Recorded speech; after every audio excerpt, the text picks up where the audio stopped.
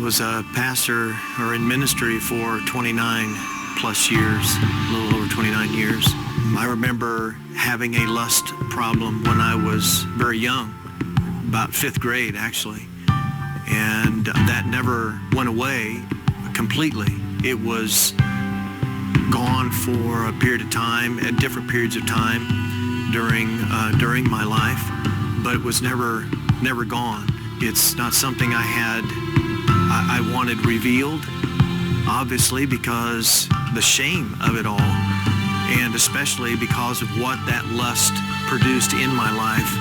That ministry, doing something good for God, preaching, teaching, which I absolutely loved and adored. Somehow in my mind, I thought that would offset the anger of God toward these sinful behaviors in my life. I remember the scripture verses in Proverbs, I think it's in Proverbs chapter 5, where it talks about how you find that the years that you've spent have gone to the cruel one. Your hard-earned goods go to the house of an alien. And you find yourself in almost utter ruin in the midst of the assembly, right in the middle of the congregation itself.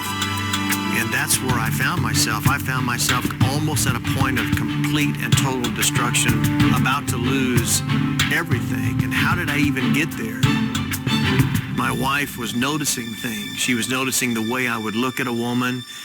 She was noticing a relationship that I had with a specific woman that I had the affair with, but yet I was able to excuse all those away. The sin became greater than the Spirit of God in me, and I couldn't control it any longer. I had had a couple of affairs during that time of ministry, 2 different affairs over the last 10 or so years of ministry time before it was all revealed and it just all came out. Sheila finally came to a place where she just said, I can't do this anymore.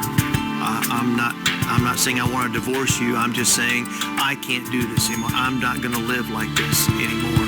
You've got to get some help. That's when I right then said, I'll go to Pure Life. What do you think about me going to Pure Life? I'll go. If that's what it takes, I'll go. And I made a phone call to my superintendent on that night and asked to meet with him as soon as possible. And that's when that whole transition happened. I went from pastoring a church, full-time ministry, to resigning everything.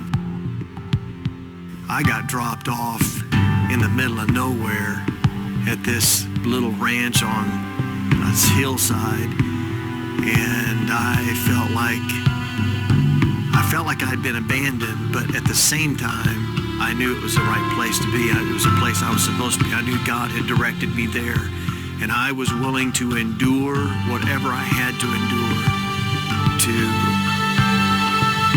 get my life straightened out. God would do something through a service, through a film, through a speaker, through something that would just rip my heart into.